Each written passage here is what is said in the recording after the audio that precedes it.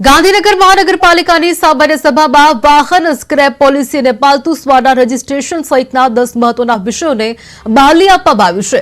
ખાસ કરીને રખડતા શ્વાનોના મુદ્દે હવે માત્ર ખસીકરણ જ નહીં પરંતુ તેમના માટે વિશેષ એનિમલ કેરની સુવિધા ઊભી કરવાનો નિર્ણય લેવાયો છે। આ ઉપરાંત સરકારના પરિપત્ર મુજબ શહેરના ટીપી રોડ મોટા કરવાની કામગીરી હાથ ધરાશે, જેમાં ખેડૂતો અને સ્થાનિકોના હિતોને નુકસાન ન થાય તેની તકેદારી રાખવાની મનપા દ્વારા ખાતરી આપવામાં આવી છે।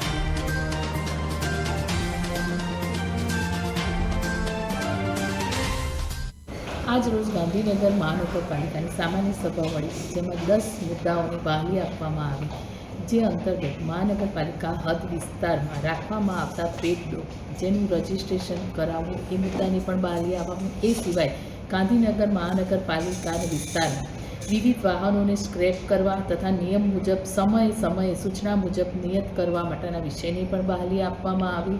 આવા ઘણા બધા એમ કરીને 10 વિષયોની ગાંધીનગર મહાનગરપાલિકાની સભામાં બહાલી આપવામાં આવી। ગાંધીનગર મહાનગરપાલિકામાં જે કાઉન્સિલર દ્વારા ઉપાડવામાં આવેલો મુદ્દો જે રખડતા કૂતરાઓનું ઉપાડવાનું કામ તો ચાલુ છે, પણ એને ઉપાડી અને એને ખસીકરણ કરી અને પાછું છોડવાની એવી સુવિધા તો આપણા મહાનગરપાલિકામાં ચાલુ જ છે।